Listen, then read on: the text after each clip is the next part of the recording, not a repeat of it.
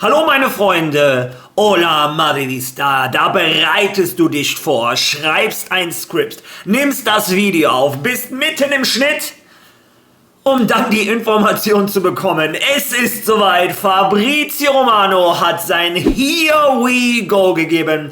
José Mourinho ist der neue Trainer von Real Madrid. Passend dazu reden wir heute in dem Video auch über die Namen, die anscheinend gefallen sind in den Verhandlungen mit Real Madrid. Die Spieler, die ein José Mourinho gerne für sein Real Madrid hätte. Das wollte ich eigentlich morgen im Video machen, aber man muss immer auf dem aktuellen Stand bleiben, auch hier auf dem Kanal. Dafür unterhalten wir uns in diesem Video heute etwas weniger über das Spiel gestern von Real Madrid in Sevilla. Und ich habe euch versprochen, ich erzähle euch, was Real Madrid Castilla gemacht hat. Es war auf jeden Fall sehr spannend. Also, viel Spaß beim Video.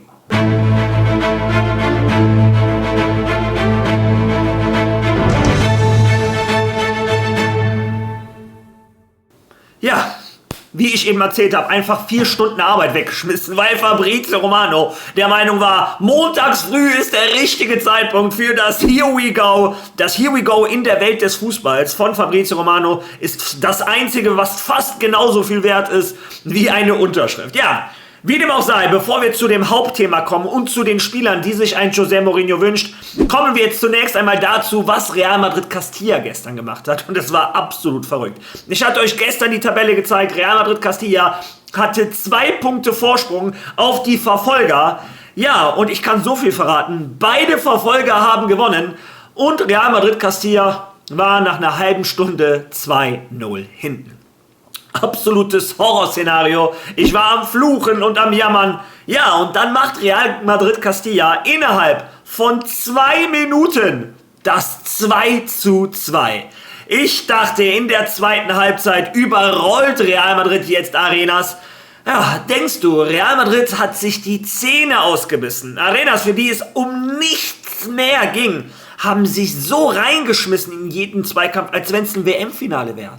Als die dann in der 90. Minute einen Elfmeter bekommen haben und den Elfmeter verwandelt haben, hat der Typ sogar sein Trikot ausgezogen, jubelnd. Also, wie gesagt, für die ging es da wohl doch um irgendetwas. Weiß Gott, was die da von wem bekommen haben.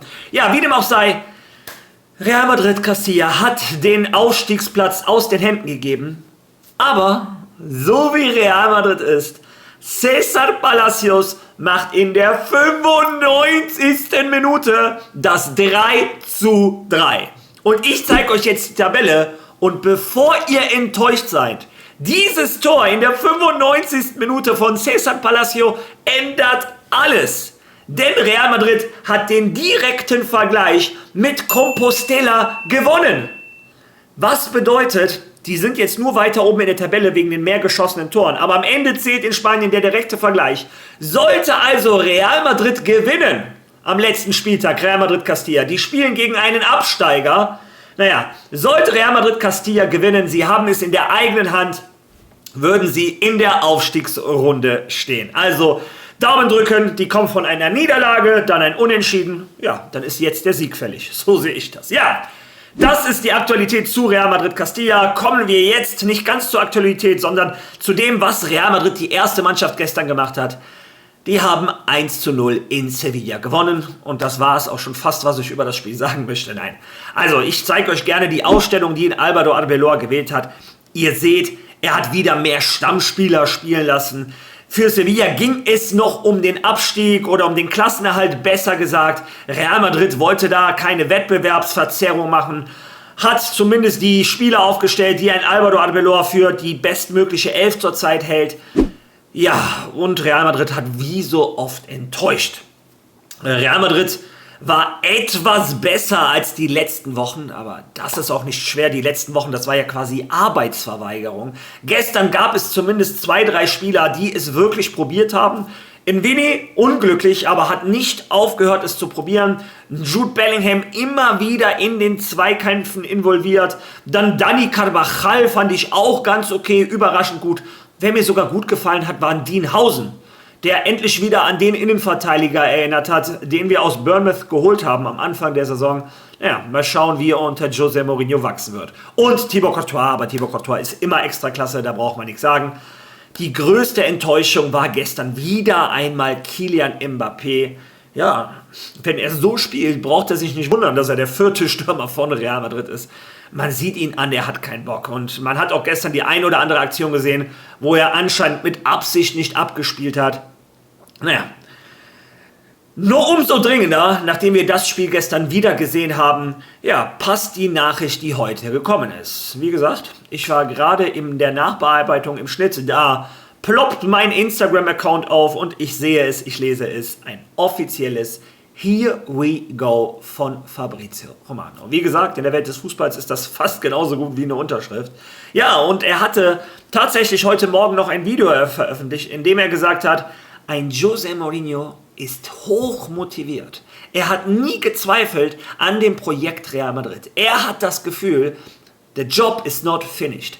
Er hätte mit Real Madrid damals noch viel mehr erreichen können, noch viel mehr gewinnen können. Ja, und das brennt dem Portugiesen anscheinend noch unter den Fingernägeln. Und das möchte er jetzt nachholen. Ja, und José Mourinho soll mit Real Madrid sich, wie gesagt, einig sein.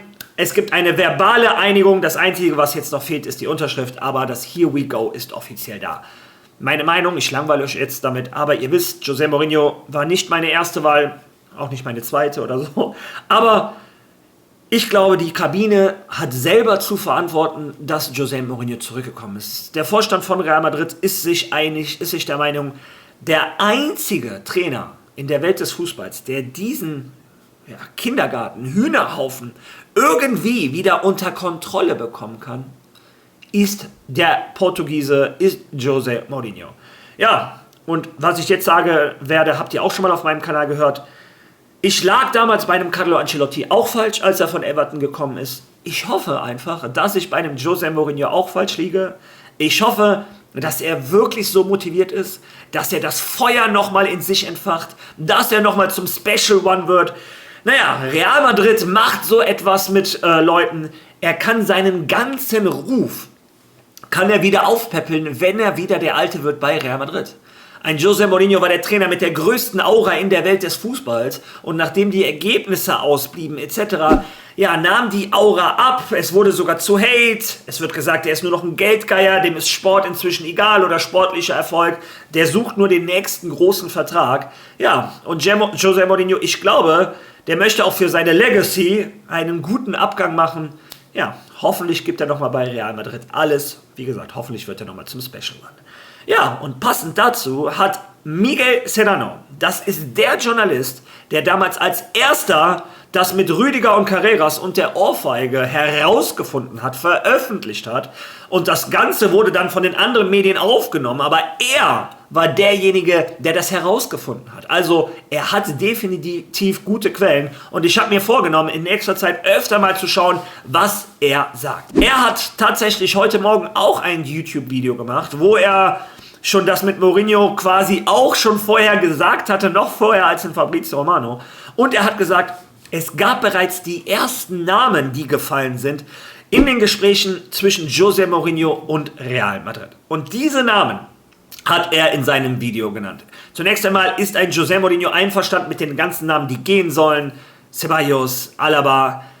Er würde sogar schweren Herzens zustimmen, wenn ein Fede Valverde gehen würde, aus disziplinarischen Gründen.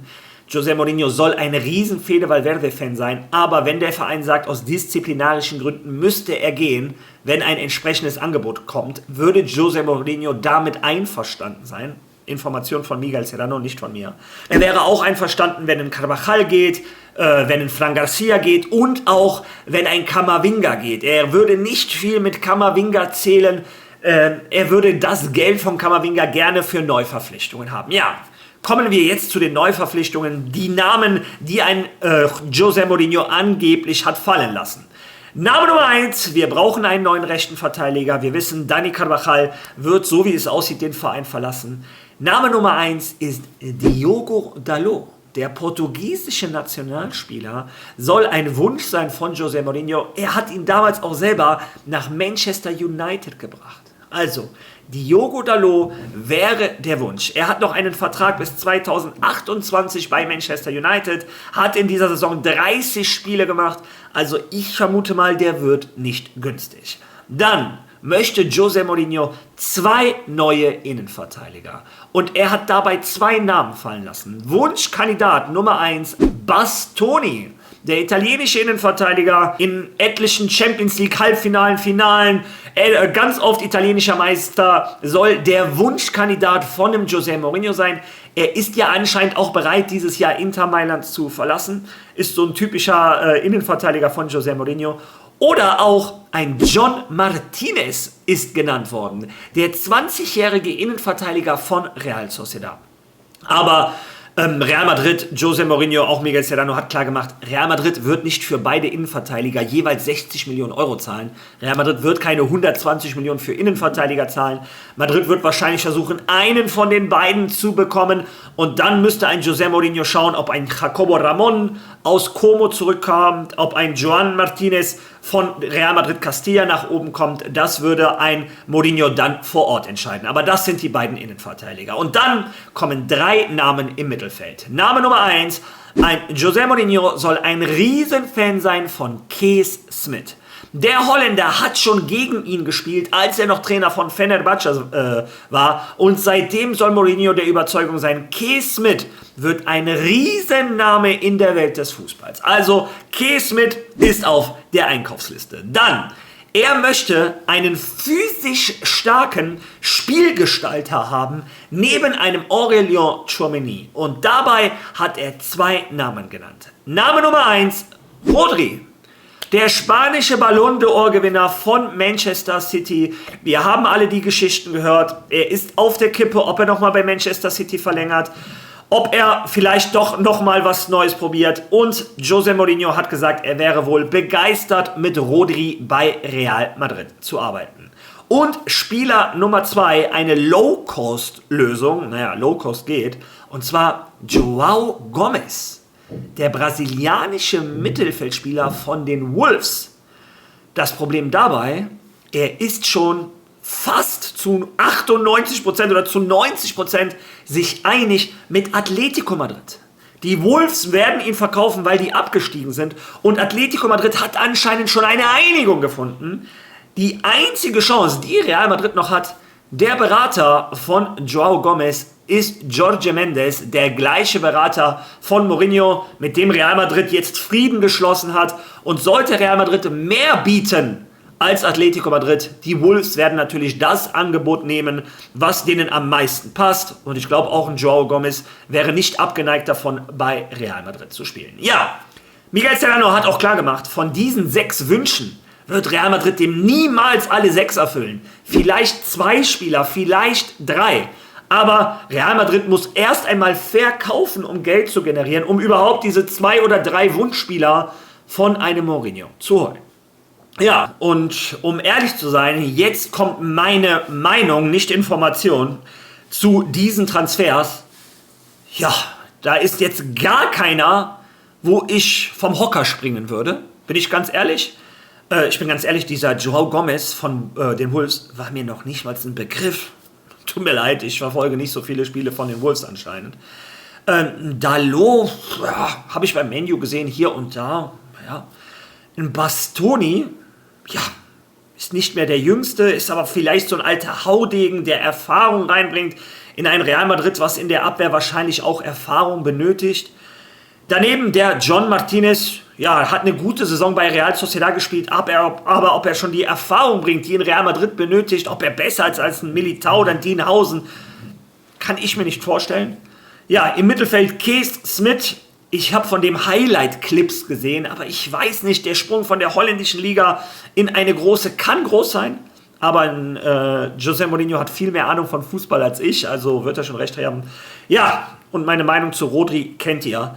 Deshalb ist jetzt kein Spieler, wo ich denke, überragend. Naja, aber ich habe vielleicht auch nicht die Fußball-Knowledge, die ihr habt. Deshalb würde ich euch bitten, in den Kommentaren eure Meinung dazulassen von diesen 6 Spielern. Wenn 2 oder 3 verpflichtet werden könnten, Welche Spieler wären eure Wahl? Wie gesagt, lasst das in den Kommentaren. Könnt natürlich auch zum Rest des Videos eure Kommentare lassen. Ist José Mourinho für euch die richtige Wahl oder nicht? Wenn ihr schon mal da seid, wäre es nett, wenn ihr dieses Video liken könntet, wenn ihr einen Hype dalassen könntet. Hab viel Arbeit heute reingesteckt. Und umsonst, also wäre es gut, wenn ihr mich unterstützen könntet. Und ansonsten würde ich vorschlagen, dass ihr ein Follow da lasst, wer das noch nicht gemacht hat.